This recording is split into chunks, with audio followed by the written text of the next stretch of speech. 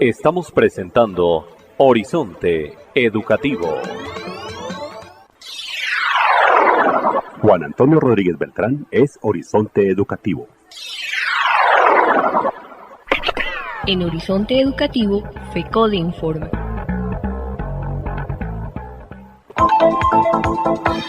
Para presentar información de la Federación Colombiana de Trabajadores y Trabajadoras de la Educación, FECODE, hemos hecho contacto con el profesor Miguel Ángel Pardo Romero, miembro del Ejecutivo de esta organización sindical. Profesor Miguel, muy buenos días. Gracias por seguir en contacto permanente con Horizonte Educativo y por entregarle la información sindical para los maestros de Bogotá y del país. Bueno, un saludo vital, fraternal y pedagógico a ti, Juan Antonio, a la mesa de trabajo de Horizonte Educativo y por supuesto a todo el magisterio y a la comunidad educativa que nos escucha a esta hora del día. Aquí, como siempre, cuando tú lo requieres, madrugándole a los temas de la educación, el mundo laboral y, por supuesto, de la movilización social y ahora de esta movilización social que se trasladará contundentemente a las urnas para que ganemos en la primera vuelta. Profesor Miguel Ángel, en materia de cursos para ascenso de los maestros del decreto 1278, ¿qué información se le puede entregar hoy a la audiencia de Horizonte Educativo y especialmente a este grupo de educadores que ya son mayoría en el país? Bueno, en desarrollo del decreto 1791 del 2021 que rige el proceso del curso o de los cursos de formación para el ascenso y reeducación salarial de los colegios de la tercera cohorte, fue publicado el listado definitivo con 7.956 colegas inscritos. Lo anterior demuestra la importancia del acierto de la segunda inscripción planteada por FECODE en el decreto para lograr el aprovechamiento máximo de los cupos conquistados en la negociación del 2019 y ratificados en la negociación del 2021. Lo que procede ahora es que el gobierno, y esa es nuestra exigencia, que el ministerio emita el resto del cronograma y por supuesto nos referimos al consensuado con FECODE, en la cual el principal pulso es la fecha de terminación del proceso que debe para nosotros culminar con que en agosto el maestro o maestra pueda erradicar certificado del curso aprobatorio ante la Secretaría de Educación respectiva y desde allí reconocer los efectos fiscales. Contrario a lo que ha dicho el gobierno, que es hasta octubre. No más jugaditas le exigimos al gobierno al estilo de Ernesto Macías. Desde ahora y desde la publicación del listado definitivo, mientras no salga el cronograma, el gobierno vuelve a estar en deuda con el magisterio. Emita el cronograma consensuado con FECODE ya, le decimos al Ministerio de Educación. Ahora bien, solo en el caso en que los colegas se hayan inscrito con los procedimientos señalados, establecidos y dentro de los plazos correspondientes y no aparezcan en el listado, solo en esos casos, por favor, les orientamos a hacer la respectiva reclamación directamente al Ministerio, a su página en el PQRSD,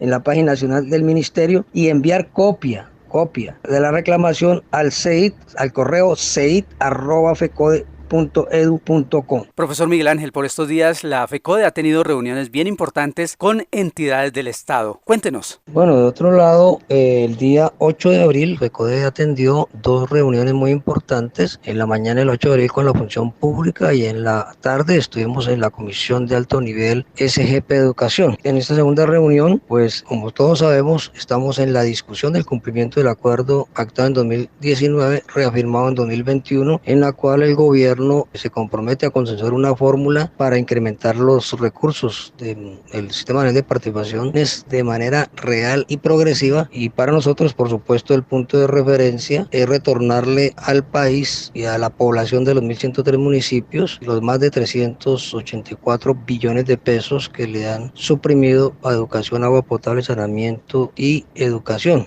202 billones de pesos en 19 años a corte del 2021. En ese orden de ideas, el gobierno entra a la discusión pues con el planteamiento, haciendo un estado de opinión para que el incremento no sea un incremento real y que logren materializar los derechos de la población, sino un incrementico, y señala dos premisas en ese orden de ideas. Una, que pues por razones de la pandemia el crecimiento del país a 2021 está en menos 7.1%, y en segundo lugar, que la deuda pública, el porcentaje con respecto al PIB, está en 60.9%. Y en virtud de lo cual el gobierno plantea que todos tienen que moverse. Ojo a esa expresión moverse, más o menos todos ponen. Nosotros En la discusión le señalamos para dónde más tiene que moverse el magisterio y la escuela pública y el derecho a la educación. Todos sabemos que el gobierno le mintió al país al imponer un retorno diciendo presencial 100%, diciendo que había cumplido con todas las condiciones. Resultó que en estos 3 años, 20, 21 y 22 para pandemia, del FOME no solamente le ha destinado 1.200.000 pesos por cada uno de esos años a las más de 53.000 sedes escolares del país. Le miente cuando además no estaba preparado en el tema de los transportes escolares y en el tema del PAE. No ha podido atajar la corrupción y aún así tampoco va a cumplir la meta de 7 millones de chicos atendidos que se propuso a 7 de agosto, le falta más de 1 millón, pero todos sabemos el grado de descomposición o desaparición o el grado de miseria de la alimentación escolar y los más de 47.000 millones de pesos que la Contraloría ha encontrado en hallazgos en 1/3 de las entidades territoriales. Pero el tema mayúsculo aquí es a dónde nos vamos a mover más en tema de plantas docentes, y eso también se lo planteamos a la función pública. Resulta que el gobierno reconoce que empezó este año con el 100% de la presencialidad con 1.400 maestros menos, o sea, de los que estaban normalmente en el confinamiento, en su mayoría provisionales. Para nosotros es mucho más, puede pasar 2.500 sin ninguna discusión. Solo en el Magdalena son 500 maestros provisionales a los que no se le ha querido dar el aval por parte de este Ministerio de Educación Nacional, afectando a los niños y niñas. Pero a eso le agregamos que por fin convocó un concurso docente de manera muy tardía, y este concurso docente se convoca con base en las vacantes de antes del confinamiento, no teniendo en cuenta 28.000 vacantes que quedaron libres por renuncia durante el confinamiento. Entonces, este gobierno lo que pretende es que nosotros nos movamos más haciendo las funciones que normalmente hacen 28.000 y los otros 2.500 maestros que hacen 30.000 maestros. Los mismos maestros hagamos lo que tenemos que hacer con 30.000 maestros más, sin contar que impuso un manual de funciones en el cual le agrega funciones que no son correspondientes al carácter profesional de los docentes y que nosotros le hemos dicho al gobierno que fue una decisión unilateral y que afecta sobre todo la dignidad del trabajo y la profesión y el carácter profesional de la docencia. Igualmente, recordemos que este gobierno propuso en ese concurso, ha insistido en que se requería la presencialidad para reversar las situaciones del confinamiento. Por supuesto, nosotros sabemos, no lo tienen que contar, que el confinamiento trajo una serie de efectos en la salud mental de los niños, y miren ustedes que cómo impuso esa